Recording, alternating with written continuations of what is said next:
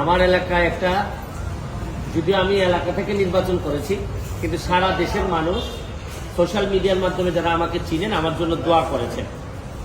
তা আমার ইচ্ছা ছিল যে এমপি হইলে যেসব জিনিসগুলো আসলে প্রকাশ পাইলে জাতির ভালো হয়, দেশের ভালো হয়, এগুলো আমি প্রকাশ করি। আমি এরই ধারাবাহিকতায় আমি যে কাজটা করেছি এটা হচ্ছে কি, এমপি হওয়ার পর জননেত্রী শেখ হাসিনার যে সরকার, এই সরকার আমাকে যা যা দিয়েছেন আমি এগুলা প্রকাশ করেছি। আমি আগে নিজে আমি কখনো জানতাম না যে এমপিরা কত সম্মানী পান। আমি মনে করি এটা লুকানোর কিছু নাই, এটা বললে স্বচ্ছতা হয়। এটা আমি আমার বেতনের কথা বলেছি, আমি কত টাকা বরাদ্দ পেয়েছি। বরাদ্দ মানে হচ্ছে গিয়ে ওনারা বলছেন যে নগদ টাকা, আসলে বরাদ্দ তো এইটা চিন্তায় আসে কিভাবে যে এমপি নগদ টাকা পাবে। নগদ টাকার তো কোনো বিষয়ই না, আমরা তো ট্রাস্টি মাত্র, আমরা মানুষের সম্পদের ট্রাস্টি, আমাদেরকে মাধ্যমে বন্টন করা হবে। আমরা এই সম্পদের কোনো মালিকও না। ব্যাংকের যেভাবে ব্যাংক কর্মকর্তা যেভাবে আমার টাকা জমা নেন আবার আমার টাকা ফেরত দেন, কিন্তু ওনার হাত দিয়েই যায়, কিন্তু এই টাকার মালিক তো উনি না, উনি হচ্ছেন গিয়ে ট্রাস্টি। একই রকম আমি এমপি হিসাবে আমি ট্রাস্টি মনে করি। আর স্বচ্ছতার বিষয়ে আমি বলছি যে এত এত টাকা পেয়েছি। কিন্তু এইটা বিরোধী দলের চিফ হুইপ আমাদের এই চুন্নু সাহেব, মুজিবুল হক চুন্নু সাহেব, উনি স্পিকারের কাছে, আমাদের মাননীয় স্পিকারের কাছে উনি বিচার দিলেন। তো যেহেতু পয়েন্ট অফ অর্ডারে উনি বলেছেন, আমি উত্তর দেওয়ার সুযোগ পাই নাই। আমার প্রশ্ন হচ্ছে কি, উনি বিরোধিতা করবেন সরকারি দলের, কিন্তু উনি বিরোধিতা শুরু করছেন স্বতন্ত্র প্রার্থীর। এবং কি বিষয়ে বিরোধিতা, উনি তো আরো খুশি হওয়ার কথা যে আমরা আমাদের হিসাব দেওয়া শুরু করছি। আমার জানেন কালকে আমার এত দুঃখ হয়েছে তারাইল করিমগঞ্জের মানুষের জন্য, যাদের কাছ থেকে উনি এমপি হয়ে আসছেন, যে এই তারাইল করিমগঞ্জের মানুষের কি কোনো অধিকার নাই যে এই চুন্নু সাহেব এমপি হিসাবে কত টাকা বরাদ্দ পান এটা জানার। মানে ওনার বক্তব্য ছিল যে কোনোভাবে যেন আমি ফেসবুকে না জানাই যে কে কত টাকা পায়। আরে আপনি জানেন যে এইবার মাননীয় প্রধানমন্ত্রী জননেত্রী শেখ হাসিনা আমাদের সবাইকে শাড়ি দিয়েছেন এলাকায় বন্টন করার জন্য। এই শাড়ি কি আমি প্রধানমন্ত্রীর উপহার কি আমি বলবো না? মানে আমি কি এটা লুকাই রাখবো? লুকাই রেখে কি আমার কি এটাকে আমি বিক্রি করে দিব? তা আমি বুঝলাম না স্বচ্ছতার মধ্যে প্রবলেমটা কোথায়।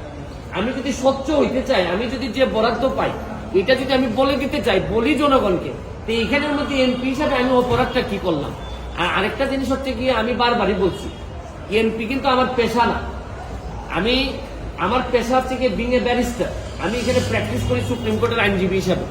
আর আমি কথা দিছি যে আমি এমপি হিসাবে একটা টাকা হারাম খাবো না, আমার রক্তের মধ্যে হারাম যাবে না। সুতরাং রাষ্ট্রের টাকা, জননেত্রী শেখ হাসিনার সরকারের টাকা, এটা যে টাকা আসবে এটা আমি সবার সামনে তুলে ধরবো। এখন আমার কেন জানি মনে হইতেছে যে মুজিবুল হক চুন্নু সাহেবের হয়তো আমি বলে দেওয়াতে সমস্যা হচ্ছে, যে উনার মনে হয় রাজনীতি করাটাই পেশা। এটা থেকে উনি সবকিছু নির্বাহ করেন কিনা আমার জানা নাই, কারণ উনার আলাদা কোনো পেশা থাকলে এটা নিয়ে উনি কোনো চিন্তা করতেন না। তবে কালকে উনি একটা বুদ্ধি করে কাজ করছেন, বাকি সব এমপিরা ওনার দলে টানার চেষ্টা করছেন যে 349 জন এমপির নাকি বদনাম হচ্ছে। আরে কি আশ্চর্য কারবার! একটা মানুষ এমপি হওয়ার পর তার বরাদ্দ সে বলবে না যে আপনার জনগণের এই বরাদ্দ আসছে, আপনারা আপনারটা ভাগ করে নেবেন। এটার বলার মধ্যে শুনেন, এই মুজিবুল হক চুন্নু সাহেব সম্ভবত এই প্রথম বঙ্গবন্ধুর একজন আদর্শের সৈনিকের মুখোমুখি হয়েছেন। এর আগে হয়তো উনি ওইভাবে মিট করেননি, কারণ উনি তো হচ্ছেন গিয়ে একজন স্বৈরা শাসক এরশাদের নেতা। স্বৈরা শাসক এরশাদ, যিনি সারা জীবন এরকম জোর জবরদস্তি আর টাকা বানানো ছাড়া তার নেতা কর্মীদের খুব বেশি কিছু শিখাই যাননি। সবার না, অল্প কিছু নেতাদেরকে, যারা অনেক টাকার মালিক হয়েছেন এরশাদের আমলে। উনি তো এরশাদের স্বৈর শাসক এরশাদের একজন নেতা হয়ে উনি বঙ্গবন্ধুর আদর্শের সৈনিকের, প্রকৃত আদর্শের সৈনিকের মুখোমুখি এই প্রথম সংসদে হয়েছেন মনে হয়। এর আগে হয়তো তীব্রভাবে কারো মুখোমুখি হন নাই, এই জন্য উনার একটা গাত্রদাহ। আর এত গাত্রদাহ কিসে?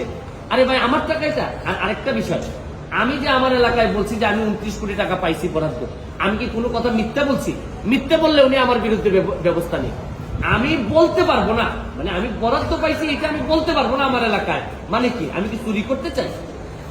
মানে বিষয়টা যদি হইতো যে আমি এই টাকা পাই নাই, আমার 25 কোটি টাকা দেওয়া হয়েছে রাস্তা বানানোর জন্য, এটা আমার বরাদ্দ, আমি বলে দিব কোথায় কোথায় রাস্তা হবে।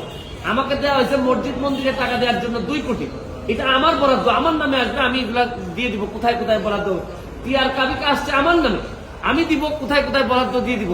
আমার শুধু নিশ্চিত করতে হবে এই টাকাটা যেন আমি এবং আমার পরিবার খেয়ে না ফেলে, বা আমার লোকজন যেন খেয়ে না ফেলে।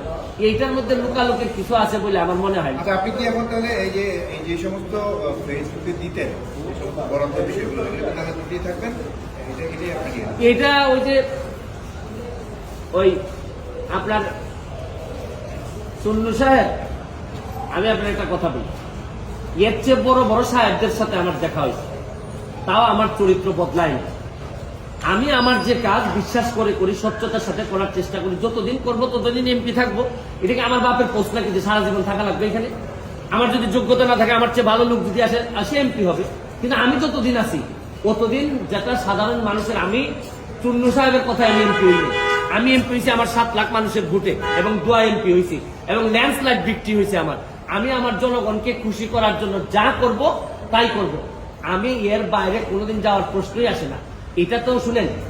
আচ্ছা, আপনাকে তো বলছে যে স্পিকারের কাছে বলেছে যে উনি যেন আপনাকে ডেকে বলেন, যদি স্পিকার আপনাকে ডাকেন তাহলে আপনার অবস্থান কি হবে? অবস্থান পরিষ্কার। আমি আমার যে বক্তব্য আপনাদের সামনে দিলাম, এই বক্তব্য আমার মাননীয় স্পিকারের সামনে দিব। সেই এখানের মধ্যে আলাদা হওয়ার কোনো সুযোগ নাই।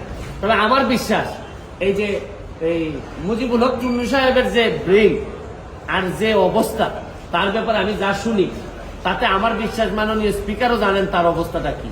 যে তারে সে যখন বক্তব্য দেয়, আমি বুঝতেই পারি না কি বিরোধী দলের লোক বক্তব্য দিচ্ছে নাকি না সরকারি দল বক্তব্য দিচ্ছে। মানে এমন ভাবে সরকারের মধ্যে ঢুকে আছে এই ভদ্রলোকের বিরুদ্ধে। আরে ভাই, সবসময় সরকারি দলের সাপোর্ট করার জন্য তো মাঝে মধ্যে বিরোধিতা করতে হয়। সরকারি দলের মানে আপনি সবসময় ক্ষতি চাইবেন তা না। সরকারি দলের আরে বাপ তো মাঝে মধ্যে ছেলের সমালোচনা করে, ছেলে বাবার সমালোচনা করে। আমার তো মনে হয় যে এই চুন্নু সাহেবরা এমন ভাবে ভিতরে ঢুকছেন, এরা তাদের সব ক্ষমতা সম্পর্কে কিছু জানেও না, বুঝেও না। কেন যে বিরোধী দল হয়েছে আল্লাহ মাহবুদ জানে। এরা 11 জন, আর আমরা স্বতন্ত্র আছি 62 জন। আমরা তো হিসাবেতে আমরাই বিরোধী দল হওয়ার কথা, কিন্তু এখন কারণে আমরা যেহেতু ওনারা একটা দল হিসাবে আসছেন, তা আমরা ওনারা মেনে নিছি।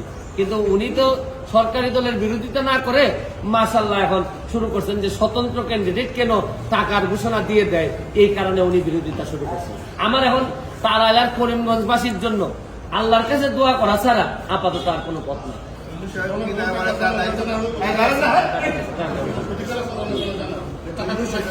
আজকে আপনি সাংবাদিক নাকি?